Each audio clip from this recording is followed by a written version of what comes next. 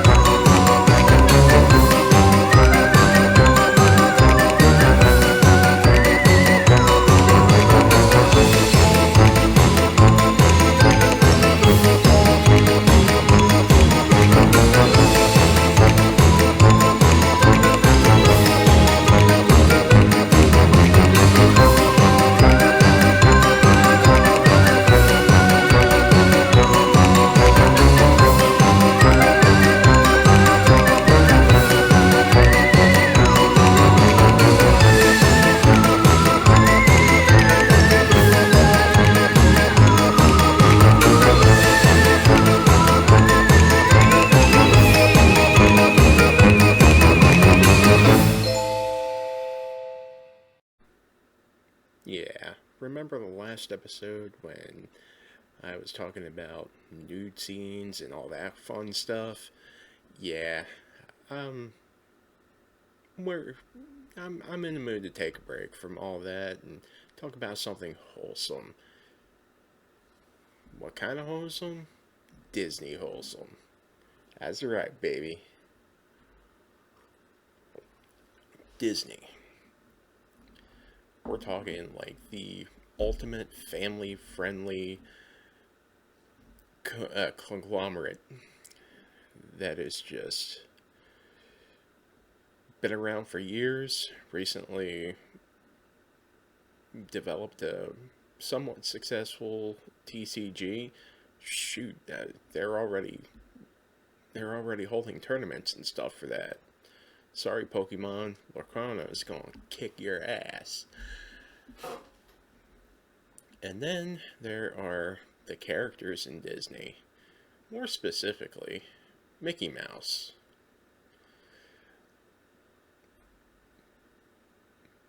But this is a horror channel. Why would I be talking about Mickey Mouse? Oh, right. Mickey Mouse horror movie.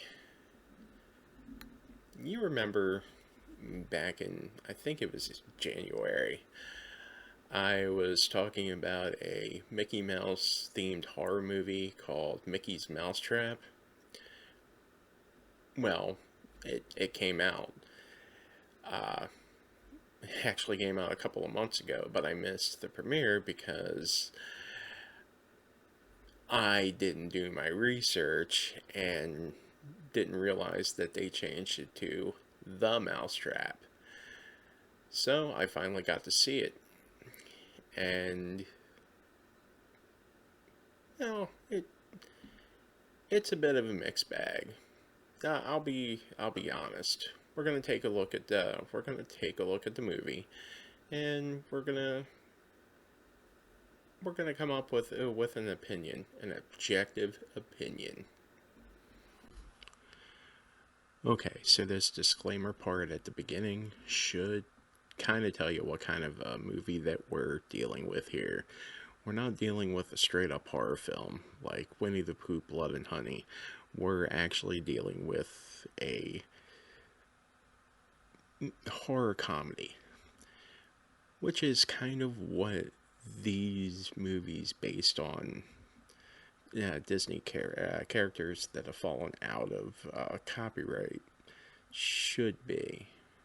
well, fallen into public domain. But the deal is, this scroll is just so freaking hilarious. Like they stroke the ego of Disney for what it seems like a minute and a half. And I love the term generic space scroll in order to avoid any kind of a copyright thing with George Lucas films. And, they even announced, well, anyway, here's the movie, while at the same time just trying to solidify not getting sued one more time. Our story begins with Rebecca, who is being interrogated by two detectives after the fact. They're really going in hard on her, trying to figure out what happened. And she's not necessarily being cooperative. Then you have this is like the backdrop of our movie, and this is a really cool world to kind of bring this together in. I think it was a really good idea to have this movie in like a fun house, because think about it, it's kind of like a shortened version of Disneyland.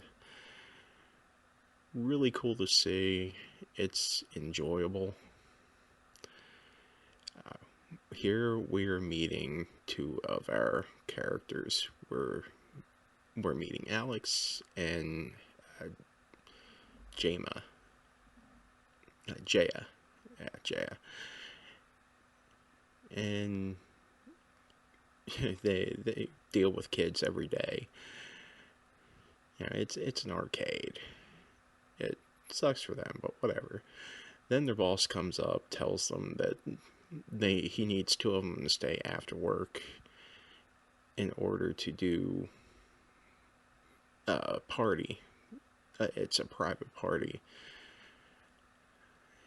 and they're neither one of them are really happy about it. Jama is supposed to meet some guy, and it's Alex's 21st birthday. So neither one of them are excited to stay over after work. I don't blame them. So later on, we have this somewhat supernatural thing happen where you have, I guess, the spirit of Mickey from Steamboat Willie is getting into the store owner's head. It makes about as much sense as anything else in this film. Honestly, I think like the point of this whole thing was to show how easily manipulated people can be when it comes to the supernatural aspect of this character.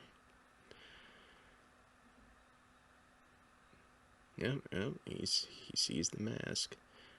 Later on, Alex discovers that Mickey is coming after her. She goes to run away, and we come across her friends, and it turns out that they are the ones that did this whole surprise party for her. Oh, why wasn't that nice? She's confused as hell.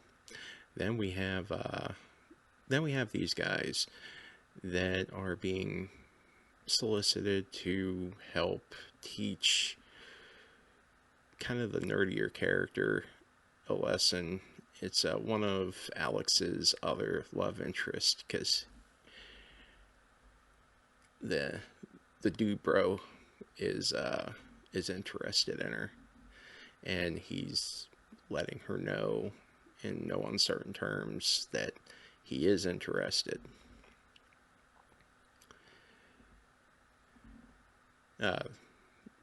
Later on, they discover that they're actually locked in the building, and it's not one of their chains, so they don't realize what's going on. Like, it's a completely different chain than what they would normally use to lock up. And of course, Dude Bro is the first person to actually come across Mickey. I'll see what happens to him, but he goes after Rebecca next. And this is actually where you discover that Mickey can teleport, and that he's afraid of strobe lights. That's right, Mickey, run away. This actually becomes pretty important later on in the film during the final battle scene. Then you have my guy here, the nerdier character. He's surprising the girl, Alex, and Alex actually wants him to ask her out because he's a bit of a better fit for her than Dubro. Yeah, remember those guys from earlier that were kind of jerks? Well, they're about to get their comeuppance when they come across Mickey. They try to intimidate him. He's not really responding to any of it. And then, boom, guess what? Just, wow, he beats their ass. Boom, right there, yeah. Then we have three out of the 5 survivors of this movie come across 2 of their friends after they've been murdered. And they decide, yeah, we're just going to go ahead and we're going to use the strobe lights in order to be able to trap Mickey. And this is the final battle scene of the movie.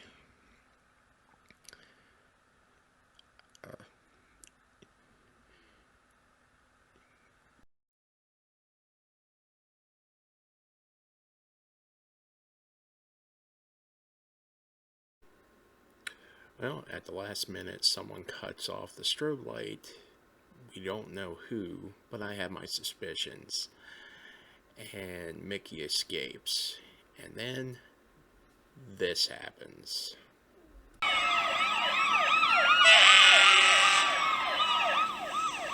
He's not coming back.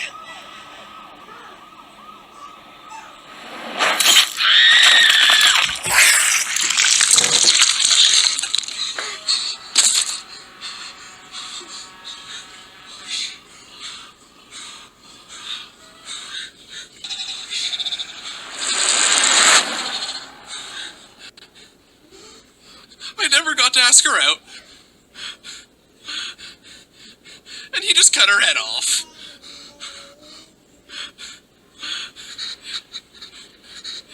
And teleported away.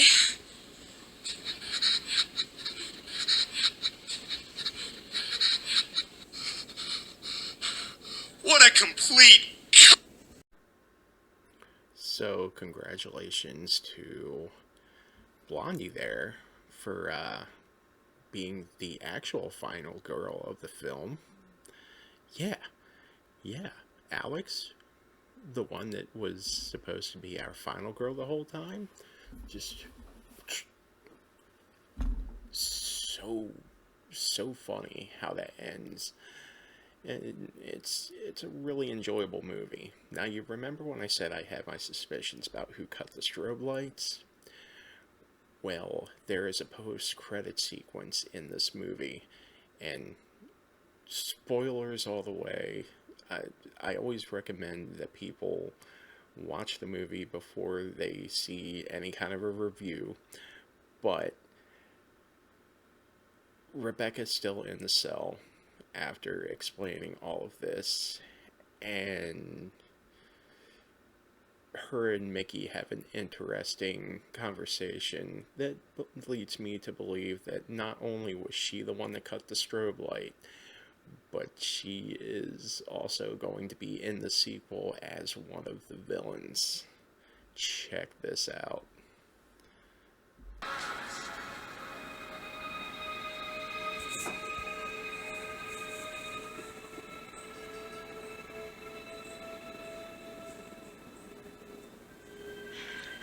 Come play with me. I have so many people I want you to meet, and we're just getting started.